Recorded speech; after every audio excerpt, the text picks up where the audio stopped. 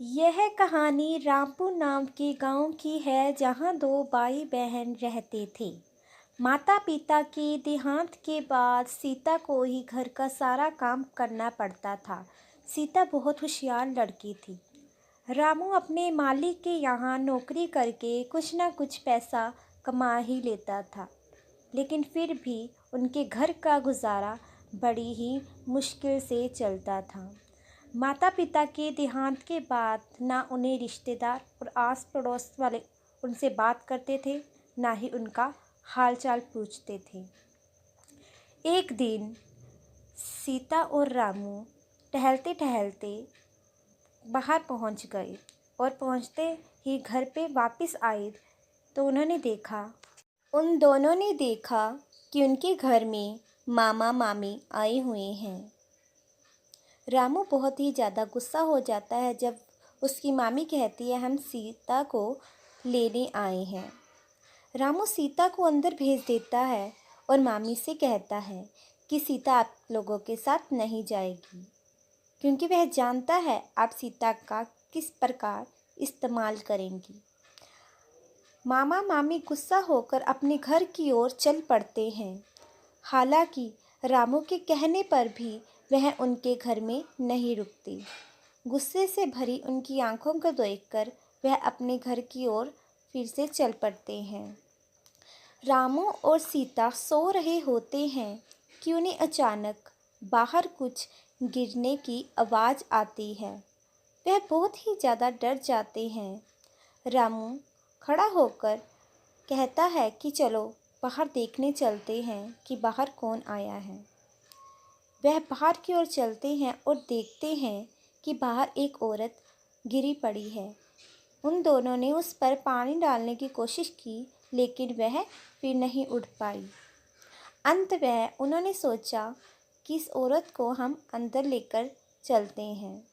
जैसे ही उसको अंदर ले जाकर बिस्तर पे लिटाया तो रामू ने डॉक्टर को फ़ोन करते हैं।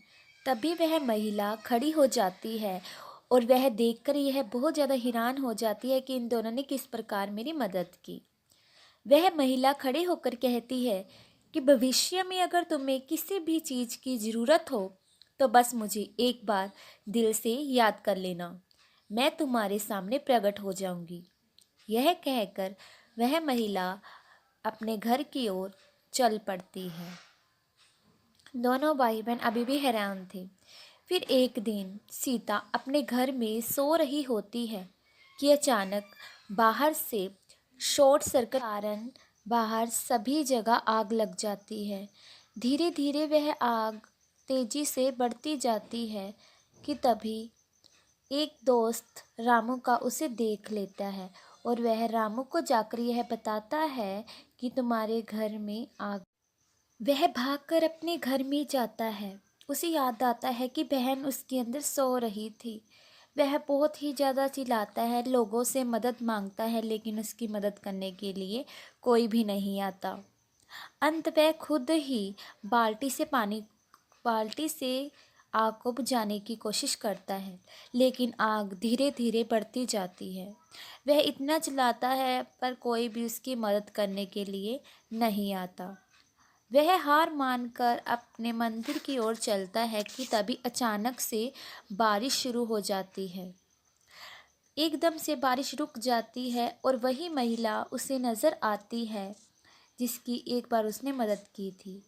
वह महिला को बताता है कि मेरी बहन उस घर में थी जहाँ आग लग गई है। वह महिला कहती है कि तुम अपने घर में जाओ, तुम्हारी बहन को कुछ भी नहीं हुआ, तुम सिर्फ अपने घर की ओर ही जाना।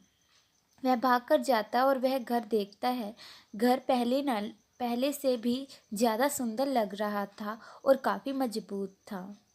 वह अपनी तसल्ली के लिए एक बार अंदर भी जाता है और उसकी बहन सो रही होती है।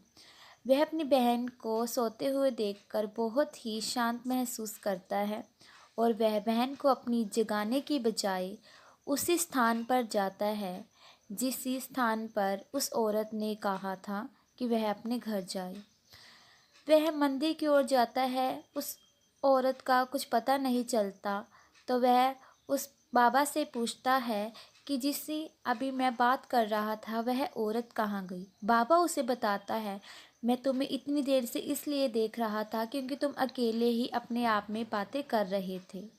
यह सुनकर रामू बहुत ही ज़्यादा चौंक जाता है और सोचता है ये क्या हो रहा है मेरे साथ। तभी उसे धीरे धीरे सब कुछ समझ में आने लगता है कि कैसे मेरी बहन ने कर्मों का फल कमाया।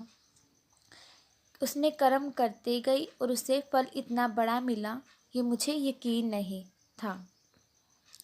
वह घर आता है और उसे एक कॉल आती है और कॉल में उसे एक नौकरी के लिए बुलाया जाता है। उसकी बहन जाग जाती है और वह अपनी बहन को बताता है कि तेरे भाई की नौकरी लग गई है। बहन सुनकर बहुत ही ज़्यादा खुश होती है और कहती है, भाई आप अपनी नौकरी करने के लिए जाइए। लो बाद रामू अपनी कमाई से एक बड़ा सुंदर घर खरीद लेता है। वह घर उसे बहुत महंगा पड़ता है, लेकिन वह सोचता है कि वह धीरे धीरे इस घर के पैसे झुका देगा।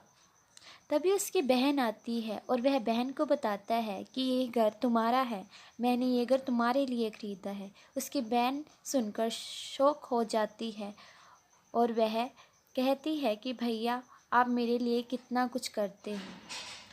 तभी रामू से बताता है कि ये मैंने कुछ भी नहीं किया, ये तुम्हारे कर्मों का फल है। क्या तुम्हें यह याद है कि एक बार हमने कैसे इस किसी महिला की मदद की थी? उसे कुछ याद नहीं आता। वो अच्छी तरह बताता है कि कैसे एक बार एक औरत हमारे घर के बाहर गिरी पड़ी थी, हमने उसमें पानी डालकर उसकी खूब सेवा की थी। तो उसे धीरे धीरे सब समझ में आने लग जाता है।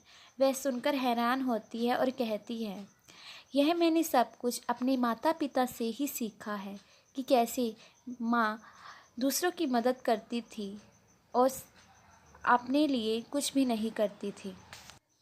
अंत इस कहानी से हमें यह शिक्षा मिलती है कि हमें कर्म करते जाना चाहिए, फल की चिंता नहीं करनी चाहिए, क्योंकि भगवान जब देता है तो छप्पड़ फाड़ कर देता है।